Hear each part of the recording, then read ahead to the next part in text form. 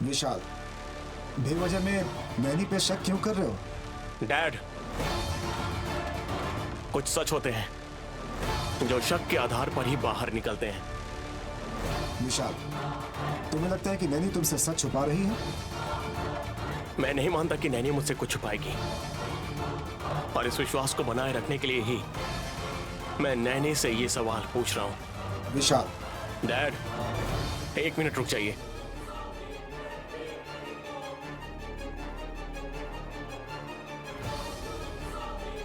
नैनी यानी एक सच है,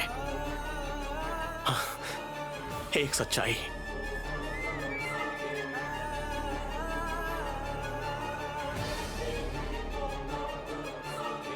इतने दिनों से मैं सीना चौड़ा करके सभी लोगों से ये बात कहते आ रहा हूं कि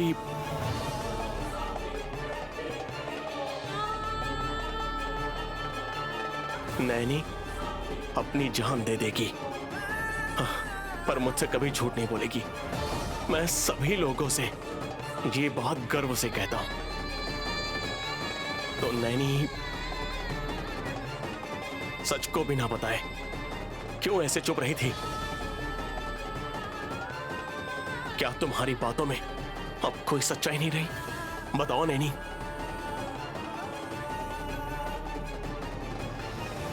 विशाल जब पूछ रहा है तो ऐसे चुपचाप क्यों खड़ी हो तुम? मुंह खोलो और सच क्या है वो बताओ सबको। झूठ बोल बोल कर सच बोलना भी भूल गई हो क्या? नैनी,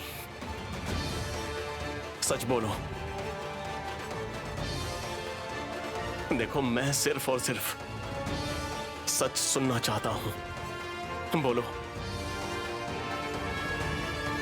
हाँ, गंगा अंकल ही वही गंगाधर है, ये बात तुम जानती थी या नहीं? बताओ मुझे।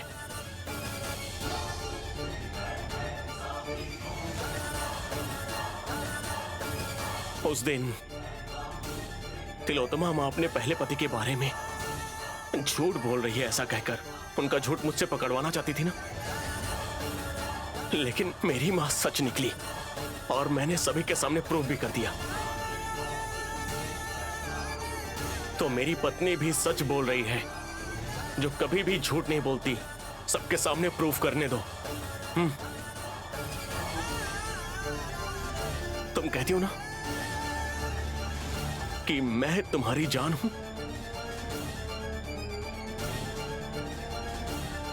तो मेरी कसम खाकर बोलो नैनी,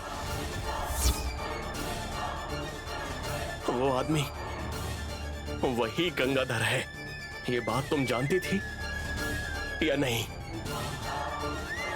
नैनी, अगर तुमने झूठ बोला तो समझ लेना मैं मर गया। साहब जी, ऐसा मत कहिए। मैं सच बताती हूँ आपको।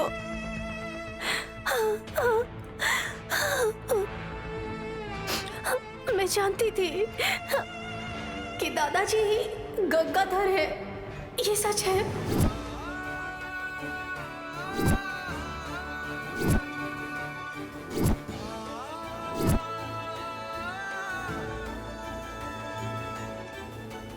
लेकिन जब मैं उन्हें घर पर लेकर आई थी तब सच नहीं जानती थी। यानी गंगाधर के बारे में नैनी पहले से ही जानती थी? तो तुम जानती थी तो हमें बताया क्यों नहीं? अरे किसी को ना बताओ, लेकिन कम से कम विशाल को तो बताना चाहिए था। वैसे तुमने किसी को बताया नहीं, इसका मतलब ये मान ले कि तुम उस गंगाधर की हेल्प करना चाहती थी। मैंने कभी ऐसा नहीं सोचा। मुझे लगा कि गंगाधर ही आपके पहले पति हैं।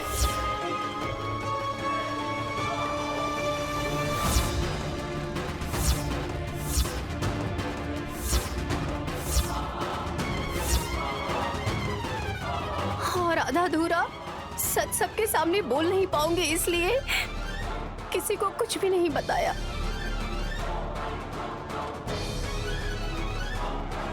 लेकिन उन्होंने मुझसे वादा किया था कि वो आपकी हत्या नहीं करेंगे।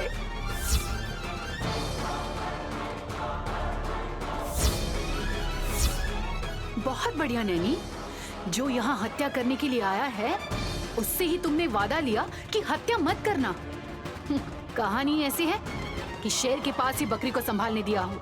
बहुत बढ़िया बात की है जैस्मिन बीवी, क्योंकि यहाँ पर नैनी हमें शेर और गाय की कहानी सुनाना चाहती है। अब सभी लोग नैनी पर टूट पड़ेंगे, बेवजह में उसे दोषी ठहराएंगे, उसकी निंदा करेंगे। खासकर नैनी विशाल के सामने झूठी साबित हो जाएगी। मुझे माफ कर दीजिए साहब जी।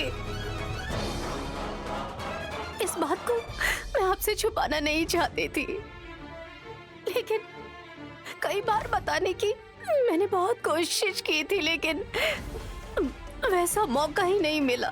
माफी चाहती हूँ। मैं सच को झूठ में पेश करने की कोशिश बिल्कुल नहीं कर रही थी साहब जी, बिल्कुल नहीं। तुम्हारी बात सुनकर ऐसा लग रहा है कि अब मैं क्या ही बोलूं। मेरे विश्वास नहीं, आज मुझे धोखा दे दिया। विशाल, अगर नैनी ने कुछ छुपाया है तो उसके पीछे कोई ना कोई वजह जरूर होगी। तुम्हें इस बात को समझना चाहिए विशाल। आप ये कैसी बातें कर रहे हैं? जिसने भाभी की हत्या करने की कोशिश की उसके पीछे नैनी का भी हाथ था, और अब आप इसी का साथ दे रहे हैं। क्यों? किस लिए? ये सब जाने बिना तुम्हें फैसला लेने की जरूरत नहीं है। आप चुप रहिए डैड।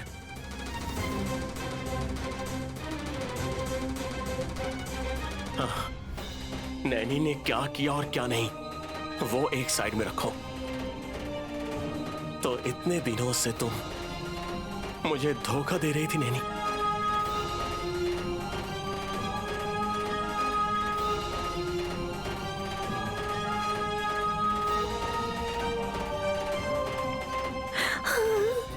साहब जी, इतनी बड़ी बात मत कहिए। मैं आपको धोखा दूं ऐसा सपने में भी नहीं सोच सकती हूँ। ऐसी बात करके आप मेरे दिल को मत दुखाइए साहब जी। दिल तो मेरा तुमने दुखाया है नैनी। तुमने अपने प्यार के जाल में रखकर मुझसे झूठ बोलकर आज तुमने मुझे दुखी कर दिया।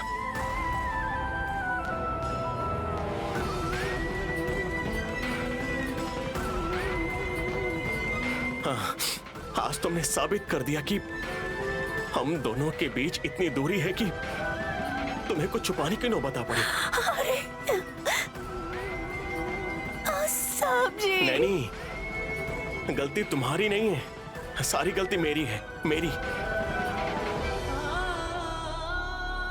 नैनी अपनी जान दे देगी, लेकिन चाहे कुछ भी हो जाए नैनी मुझसे कुछ छुपाएगी नहीं। यही सोचकर मैंने गलती कर दी। साहब जी,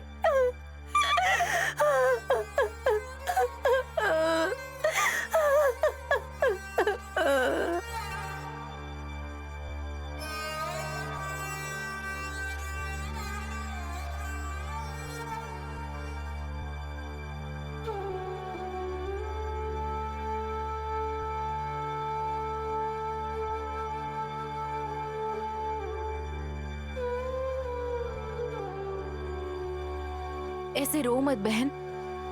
सही वक्त आने पर सबको गलत क्या है सही क्या है मालूम चल जाएगा। तुमने जब गलती ही नहीं की है तो बेवजह दुखी क्यों होना।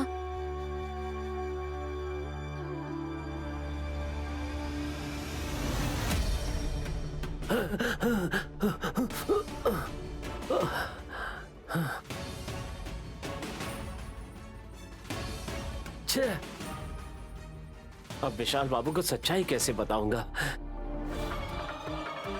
तिलोत्तमा ने मुझे प्लान करके पकड़वाया है। इसके बारे में जानकर भी मैं सावधान नहीं रह पाया। मेरी लापरवाही की वजह से नैनी बेटी मुश्किल में पड़ गई है। अब पता नहीं मेरी नैनी बेटी किस हाल में होगी बेचारी। अगर विशाल बाबू को सच्चाई का पता चल गया तो वो नैनी पर शक करेंगे। नैनी बेटी के परिवार को किसी भी हाल में बचाना होगा।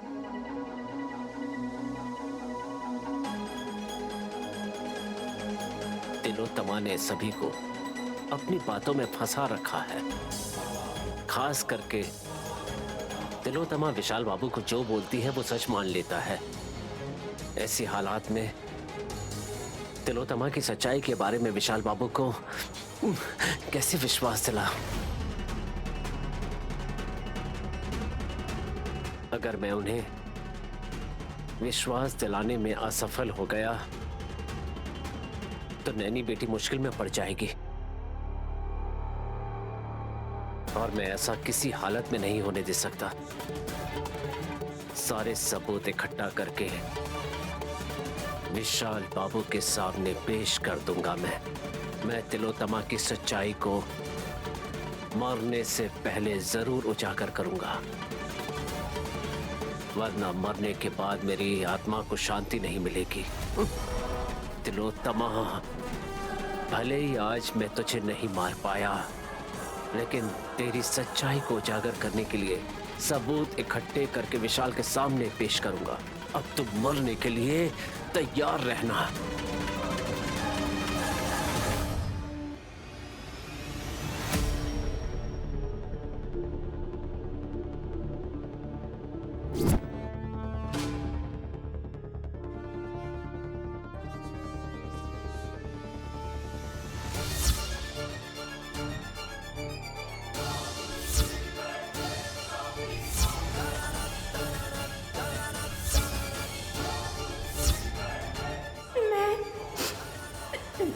जानती थी कि दादाजी ही गंगाधर है। नैनी, तुमने मुझसे झूठ बोलकर आज गलत साबित हो गई हो। मैं तुम्हारे बारे में क्या क्या सोच रखता था,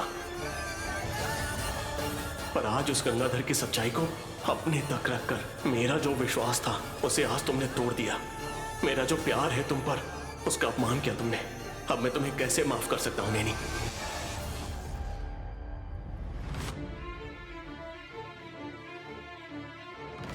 साहब जी,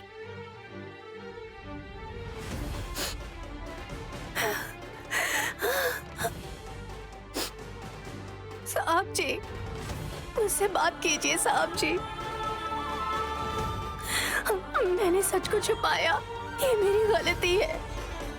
मुझे माफ कर दीजिए साहब जी, मुझे माफ कर दीजिए साहब जी। मैंने जानबूझकर ये नहीं किया। क्या सही है, क्या गलत है, कौन झूठा है, कौन सच्चा है, उन परिस्थितियों में मैं समझ नहीं पाई। इसलिए, क्योंकि मुझे खुद भी नहीं पता था कि मैं कितनी सच्चाई को जानती हूँ, इसलिए नहीं बता पाई साहब जी।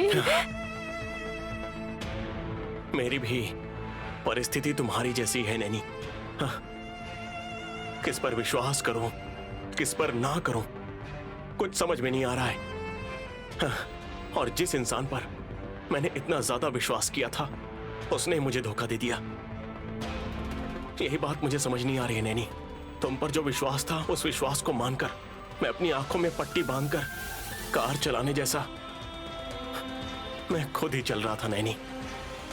हाँ, मुझे मेरे हाल पर छोड़ दो, मैं बात नहीं करना चाहता।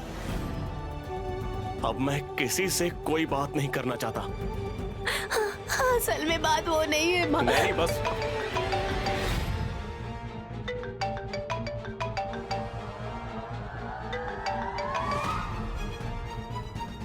हेलो, कौन बोल रहा है? बेटा, मैं गंगाधर बोल रहा हूँ बेटा।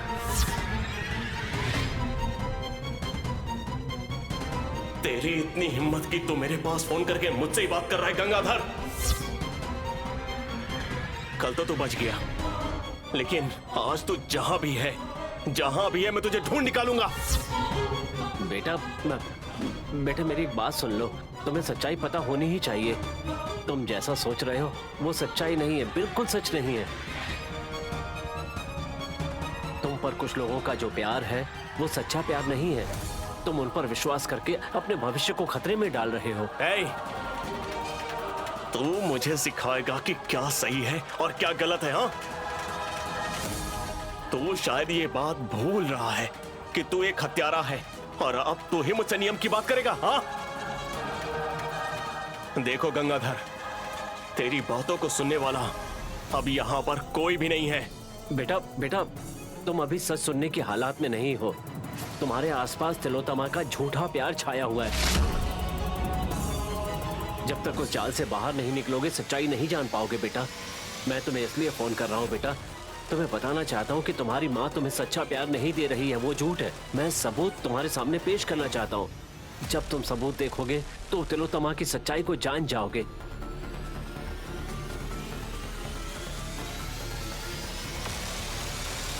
अगर तुम्हें सच्चाई जाननी है तो जल्दी से विवेकानंद पार्क में आ जाओ बेटा। मेरी बातों को हल्के में मत लेना बेटा। मेरे पास जो कागजात हैं उन्हें देखकर तुम्हें मुझ पर जरूर भरोसा होगा। अब देर मत करो, जल्दी से विवेकानंद पार्क में आ जाओ।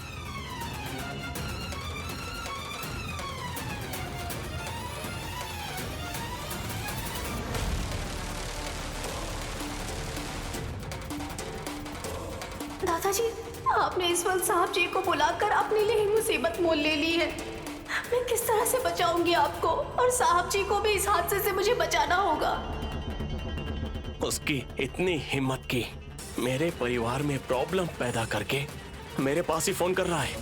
ऊपर से मुझे विवेकानंद पार्क में खुद ही फोन करके बुला रहा है। शायद उसकी मौत उसे बुला रही है, इसीलिए उसमें इतनी हिम्मत आ गई। गंगाधर, आज तेरे सारे कारनामों को मैं साफ कर दूंगा, बस तू वहीं रुकना। मैं आ रहा हूँ गंगाधर। साहब जी, साहब जी,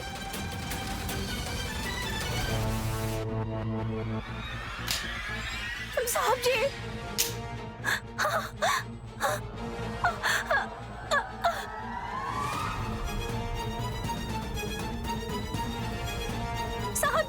साहब जी मत जाइए, मेरी बात मानिए, मत जाइए साहब जी। नैनी, मुझे जाने दो।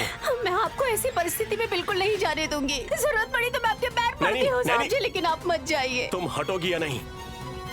वो इंसान मुझे ललकार रहा है और मैं हाथ पे हाथ धरे ऐसे ही बैठा रहूंगा, ऐसा सोचा है क्या? हाँ? नहीं साहब जी, अगर आप चले गए तो आप दादाजी को जरूर मार डालेंगे। इसलिए अगर मेरी जान भी चली जाए तो भी मैं आपको नहीं जाने दूंगी साहब जी। सामने से हट जाओ नैनी। नहीं साहब जी, मैं आपको नहीं जाने दूंगी, चाहे कुछ भी हो जाए। आज आप नहीं जा सकते, आप थोड़ा तो सब्र रखिए ना, मेरी बात तुम्हें कुछ मानिए। बताने की जरूरत नहीं है और अब मैं कुछ भी जानना नहीं चाहता नैनी। अब बस मैं उसकी जान लेना चाहता हूँ। हट जाओ, वो बात नहीं है रास्ते से साहब हट जाओ जी। नैनी। साहब जी, साहब जी, साहब जी, साहब जी, साहब जी, मेरी बात तो सुनिए साहब जी। हे भगवान, साहब जी, साहब जी, साहब जी, दरवाजा खोलिए। हे भगवान, मैंने इतने दिनों से दादाजी के बारे में कुछ भी नहीं बताया था ताकि ये सब ना हो, लेकिन फिर भी अरे मेरी लाख कोशिशों के बाद भी ये सब कुछ हो ही गया। अब मैं क्या करूं?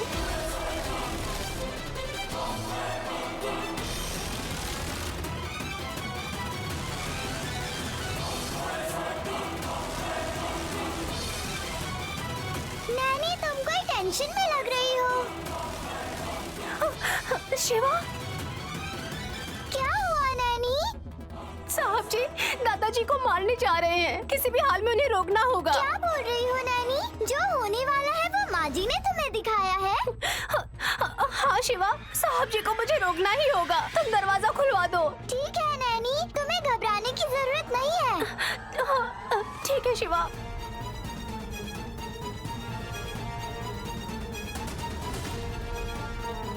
ला ला ला ला। हासनी मेम साहब। बोलो शिवा। नैनी कमरे में बंद हो गई है, जरा कुंडी खोल दो ना। सच में ऐसा काम तिलोत्तमा सासुमाई कर सकती है? रुको अभी जाकर खोलती हूँ।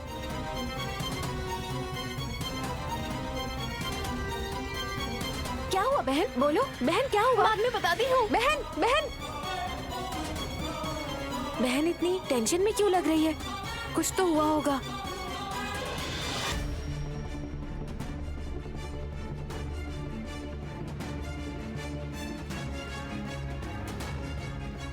क्या हुआ नैनी? इतनी जल्दबाजी में कहाँ जा रही हो? साहब जी बंदूक को हाथ में लेकर के गंगाधर जी को मारने के लिए गए हैं मेम साहब जी। मैंने उन्हें रोका, लेकिन उन्होंने मुझे कमरे में बंद कर दिया और चले गए। मुझे बहुत डर लग रहा है। उसकी मौत तो विशाल के हाथों ही होनी चाहिए। मेरा काम और आसान हो जाएगा। मेम साहब जी, आप क्या सोच रही हैं? तुम बिल्कुल भी मत घबराओ नैनी। मेरा बेटा गुस्से में कुछ बोल सकता है, लेकिन जल्दबाजी में किसी की हत्या नहीं कर सकता। जल्दबाजी में गलत काम ही होता है और गुस्सा बुद्धि को खत्म कर देता है। साहब जी अभी बहुत गुस्से में गए हैं। वो जरूर दादाजी को मार डालेंगे। अगर ऐसा कुछ हो गया तो साहब जी जेल चले जाएंगे। ऐसा कुछ नहीं होगा नैनी। नहीं मेम साहब जी को बस एक आप ही रोक सकती हैं। आप किसी भी तरह से साहब जी को रोक दीजिए ना, वरना साहब जी हत्यारे बन जाएंगे। नैनी, वो गंगाधर बहुत ही नीच किस्म का है। वो विशाल के हाथ नहीं लगने वाला। तुम ये बात अब तक समझ नहीं पा रही हो। अगर हाथ लगाया तो? अगर साहब जी ने उन्हें मार दिया तो? अगर साहब जी जेल चले गए तो मेरी जिंदगी खत्म हो जाएगी। कृपा करके साहब जी को किसी भी तरह से रोक लीजिए। ठीक है नैनी, मैं देखती हूँ। अभी फोन करके बात करती हूँ।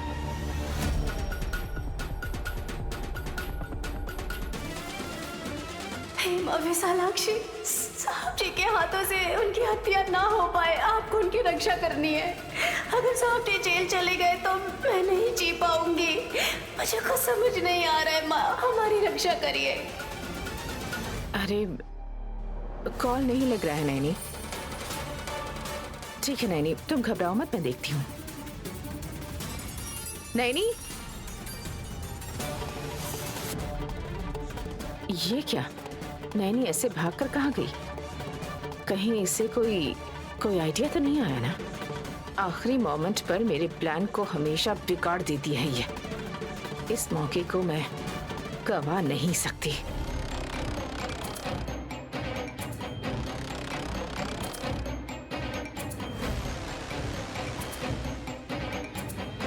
आज किसी भी तरह विशाल को सच्चाई बतानी होगी। तिलोत्तमा की असलियत को बाहर लाना ही होगा। इतने दिनों से तिलोत्तमा सभी के विश्वास के साथ जो खिलवाड़ कर रही थी उसे रोकना होगा।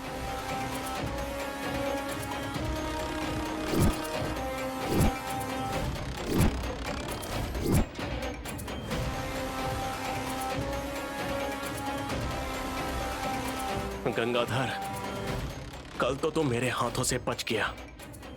बचपन में मुझसे मेरी माँ का प्यार छीन लिया और मैंने जिस प्यार को खो दिया वो अब बदले में बदल चुका है गंगाधर। अब वो बदला लेने का टाइम आ गया है गंगाधर, वो टाइम आ गया है। इसलिए आ रहा हूं तेरे पास, आ रहा हूं मैं। Wait for it Gangadhar, wait for it.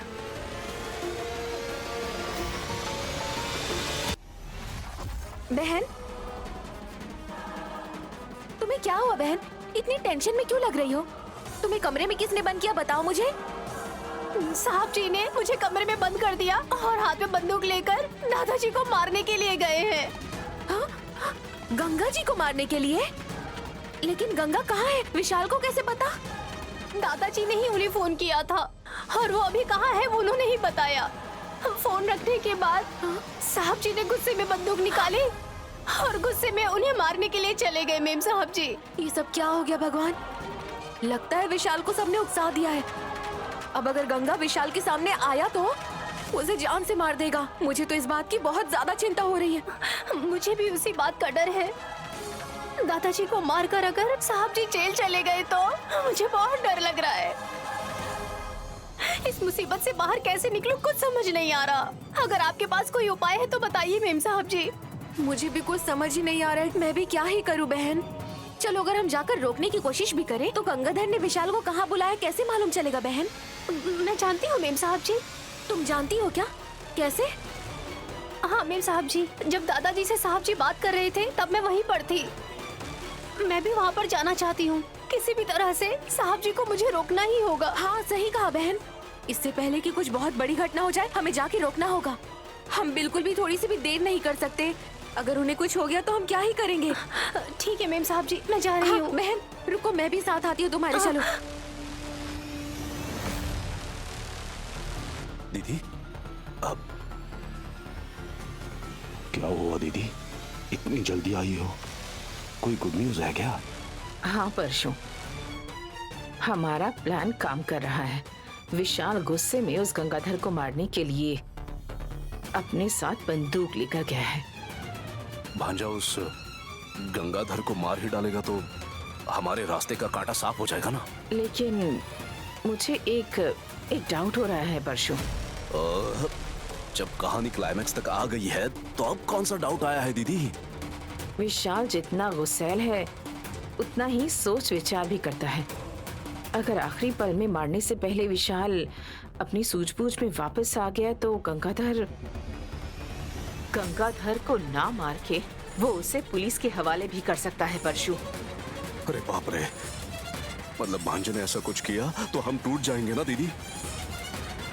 इसलिए हम ना टूटे, इसलिए तुम्हें एक जरूरी काम करना है। बोलो दीदी, जब तुम मेरे लिए इतना कुछ कर रही हो तो मैं भी तुम्हारे लिए कुछ भी कर सकता हूँ ना। तुम्हें विशाल के पीछे जाना है और जाने के बाद अगर विशाल सूझबूझ से काम करता है, क्या गंगाधर को गोली नहीं मारता, तो तुम अपने अंदर के जानवर को बाहर निकालकर एक ही शॉट में गंगाधर को खत्म कर दोगे।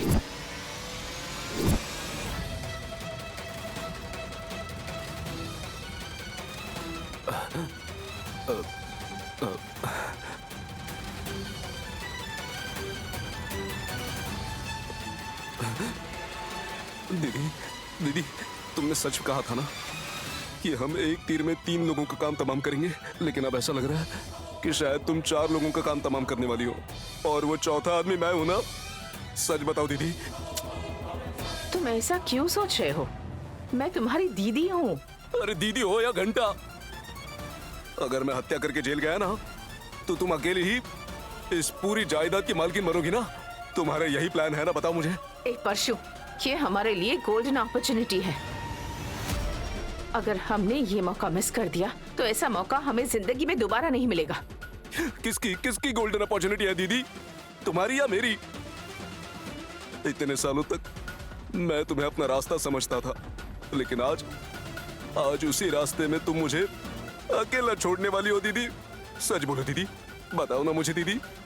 ए परशु, मेरी बात पूरी तो सुनो।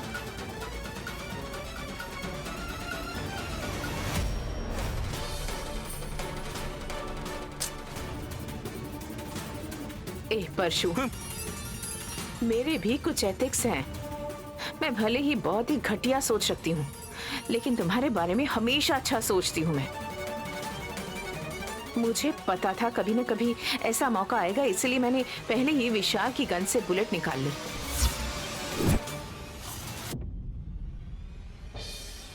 अब अगर उस बुलेट का इस्तेमाल करके गंगाधर को मार डालोगे, तब भी इल्जाम तुम पर नहीं विशाल पर ही लगेगा। तुम किसी खतरे में नहीं फंसोगे। दीदी मेरी कसम, सच बताओ मुझे फंसाने के लिए तुम ये कोई प्लान तो नहीं बना रही हो ना? अरे परशु, मुझ पर विश्वास रखो। मैं तुम्हारे साथ कभी कोई साजिश नहीं कर सकती। जाओ और जाकर अपना काम पूरा करो, बाकी सब मैं संभाल लूंगी। ठीक है दीदी, मैं तुम पर भरोसा करके जा रहा हूं। अगर फंस गया या मर गया ना तो जिम्मेदारी तुम्हारी। देखो, तुम हमेशा मेरे साथ रहोगे। तुम जैसा भरोसेमंद इंसान कौन नहीं चाहेगा? दीदी, तुम्हारी ऐसी मक्खन वाली बातों से ऐसा लग रहा है जैसे बकरे को बलि देने से पहले पानी पिलाया जा रहा है। ए, अगर तुम नहीं कर सकते तो बता दो, मैं खुद जाकर शूट करूंगी। दीदी, अब क्या करूं मैं? बकरा हूं तो कसाई पर विश्वास करना ही होगा, क्योंकि मेरे पास दूसरा ऑप्शन भी नहीं है ना। मैं ही जा रहा हूं और मैं ही शूट करूंगा।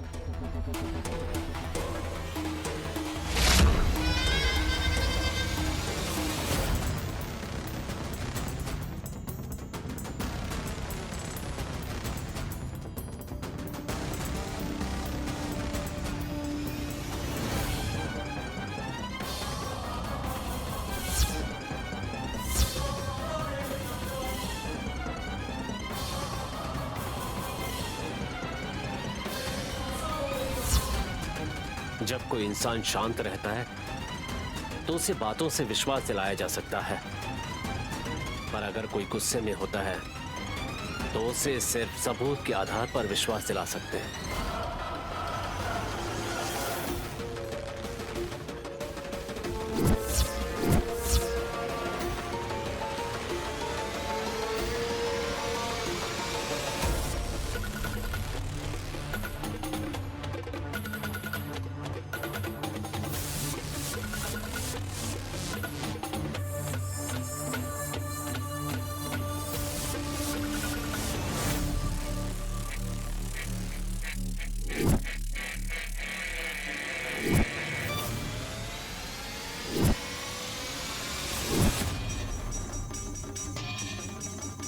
तिलोत्तमा की असलियत को विशाल को ठीक से समझाना ही होगा।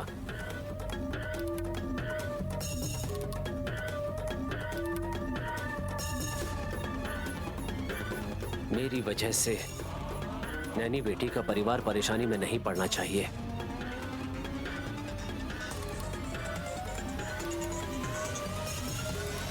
भैया थोड़ा तेज चलाइए ना आप।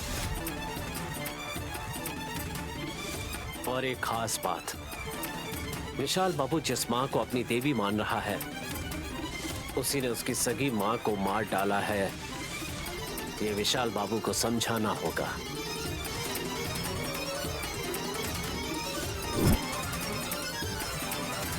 पता नहीं वो पहुंचा भी या नहीं।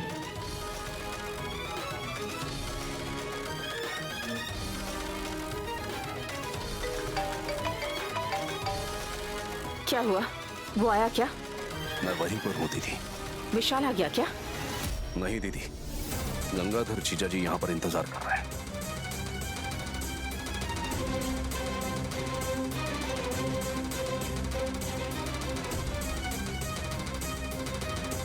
दीदी, देखकर लग रहा है जीजा जी यहाँ पर पूरी तैयारी करके आए हैं। मतलब? उनके हाथ में कोई थैला है दीदी। जीजा जी ने उसे ऐसे पकड़ रखा है जैसे उसमें हीरे जेवरात होती थी। शायद आपके खिलाफ सबूत होंगे दीदी। ये शायद क्या कह रहे हो तुम? अगर उस गंगाधर का अपने जीवन में कोई लक्ष्य होगा तो वो मुझे खत्म करना होगा। इसलिए मुझे मारने के लिए भेष बदल कर हमारे घर में आया था। वो कौन है? जब ये पता चल गया तो मेरा असली रूप विशाल के सामने लाने में लग गया।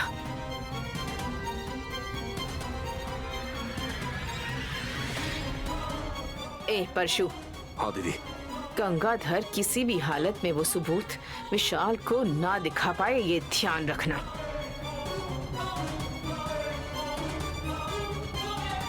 उसके लिए मेरे पास एक बहुत लाजवाब प्लान है दीदी। वो क्या है?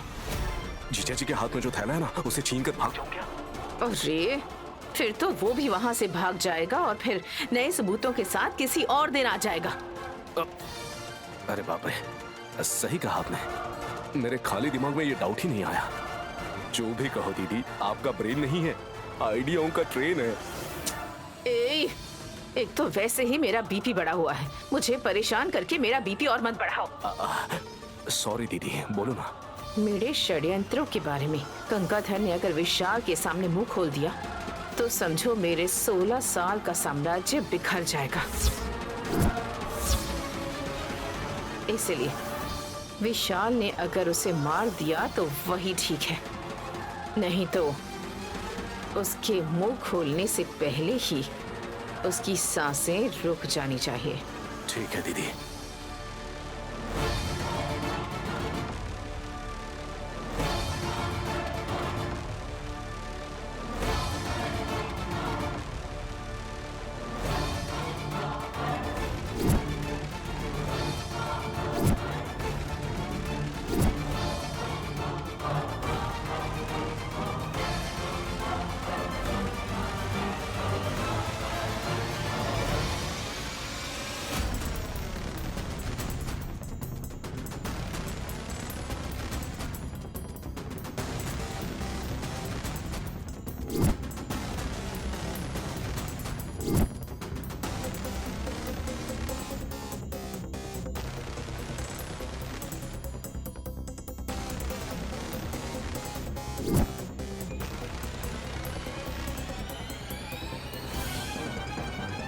भैया थोड़ा जल्दी चलाइए ना भैया।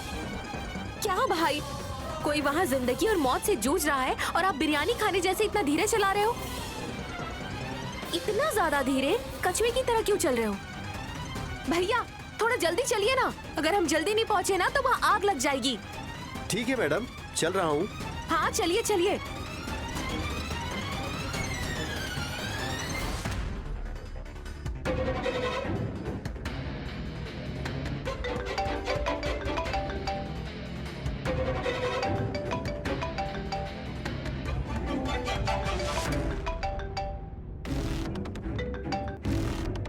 हेलो, गुड मॉर्निंग मैडम, बोलिए।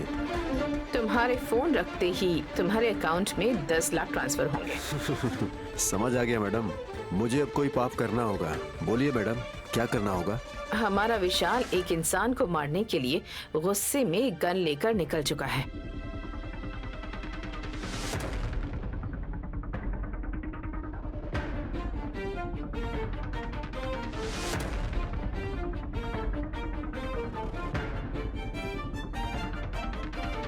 ठीक है मैडम, आप अमाउंट भेजने के काम में लग जाइए, मैं विशाल को लाकर जेल में डालने के काम में लग जाता हूँ।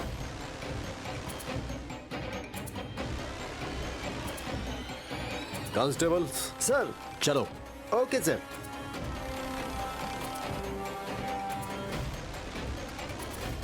मुसीबत में पड़ने पर भले ही आपके सामने आपका सगा बेटा हो, पर उसे खत्म कर दो। ये प्राचीन काल से चली आ रही राजनीति है, इसलिए तुम्हें हमेशा के लिए जेल भेजने की तैयारी मैंने कर दी। विशाल, संभल कर जाना बेटा। Happy journey.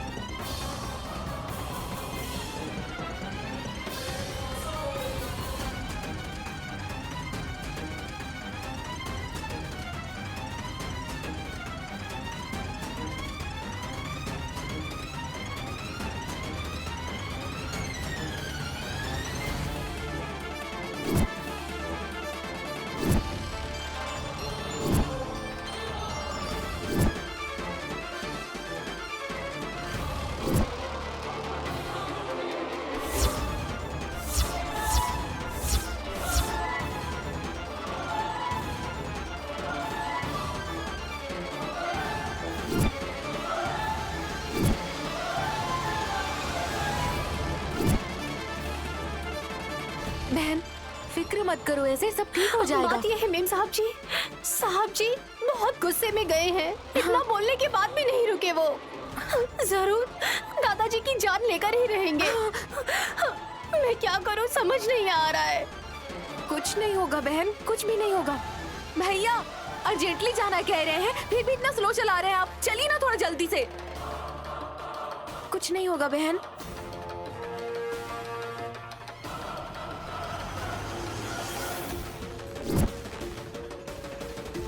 जब मैं छोटा था तब तुमने मेरी माँ को मारकर माँ के प्यार को मुझसे दूर कर दिया।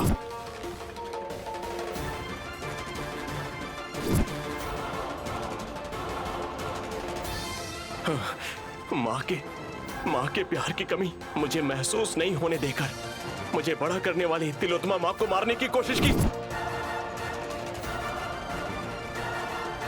हे, मैं तुझे जिंदा नहीं छोड़ूंगा। मार डालो बेटा, अगर मुझे मारने से तुम्हारा गुस्सा शांत होता है तो मार डालो मुझे, लेकिन अपनी माँ की हत्या के बारे में तुम्हें एक बात जाननी होगी।